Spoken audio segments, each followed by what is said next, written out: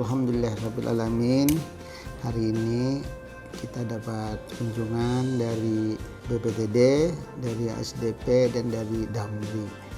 Kami dari jajaran Dinas Perhubungan mengadakan diskusi dengan beliau-beliau terkait dengan transportasi darat, terkait dengan permasalahan SDP dan juga terkait dengan prasarana jalan lainnya. Alhamdulillah juga kita dapat masukan juga dari teman-teman di SDP dan dari Damri serta teman-teman dari Dinas Perhubungan untuk sama-sama kita berjuang untuk meningkatkan sarana dan prasarana transportasi darat di Kalimantan Utara. Mudah-mudahan ini bisa kita laksanakan. Mudah-mudahan kita juga mengharapkan dukungan dari yang lain-lainnya untuk kita dapat meningkatkan sektor perhubungan di Kalimantan Utara. Terima kasih.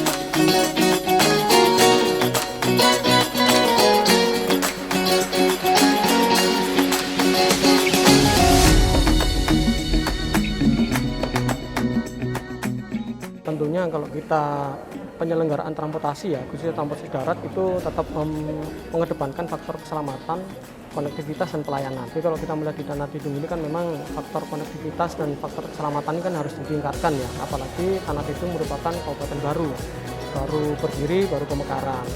Terkait dengan apa yang tadi disampaikan untuk konsep rencana pengembangan infrastruktur, kami dari Kementerian Perhubungan selalu mendukung dengan memperhatikan aspek-aspek, baik itu aspek administrasi usulan maupun aspek pertimbangan teknis.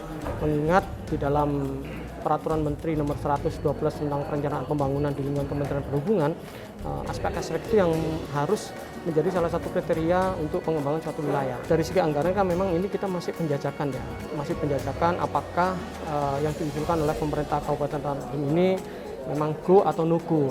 Go atau no go itu kan kita melihat yang pertama apakah anggaran dari Kementerian Perhubungan ini cukup memadai untuk pengembangan infrastruktur. Namun demikian karena ini kegiatan-kegiatan prioritas, kami tetap untuk masuk dalam kategori prioritas. Masuk kategori prioritas dengan mempertimbangkan ketersediaan anggaran di pemerintah pusat. Mengingat kondisi sekarang kan kondisi COVID, kita juga ada refocusing segala macam itu. Yang penting di dalam pertemuan ini kami juga sudah melihat apa sih yang perlu dikembangkan gitu. Nah, kami kan masih baru akan mempelajari dari faktor dokumen-dokumen perencanaan yang disampaikan oleh Pak Wakil Bupati ke kami.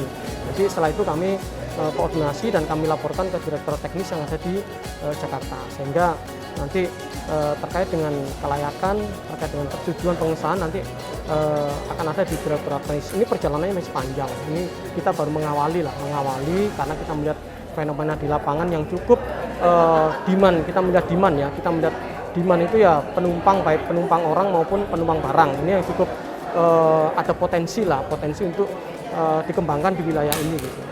Nah, kita masih mempelajari ya. Jadi dalam suatu perencanaan pembangunan kita juga tidak boleh terlalu buru-buru karena ini sifatnya kan tidak instan. Kita harus melihat satu kesesuaian tata ruang. Yang kedua, ketersediaan lahan. Apakah lahan itu memang lahan komersil yang untuk pengembangan suatu wilayah atau seperti apa? Terus yang ketiga, kita melihat bagaimana dengan kelayakan dari dokumen lingkungannya. Apakah sudah ada persetujuan izin lingkungannya? Terus kita juga akan melihat persetujuan dari dampak lalu lintasnya. Jadi masih panjang lah perjalanan. Paling tidak kita sudah memahami dan sudah mengerti kondisi wilayah yang akan dikembangkan. Ya, kalau secara sistem kita pasti melihat kesesuaiannya ya, karena transport dengan perdagangan ini, transport dengan sektor lain tidak akan terpisah. Jadi harus integrated system ya, karena integrated system itu tujuannya adalah efisiensi.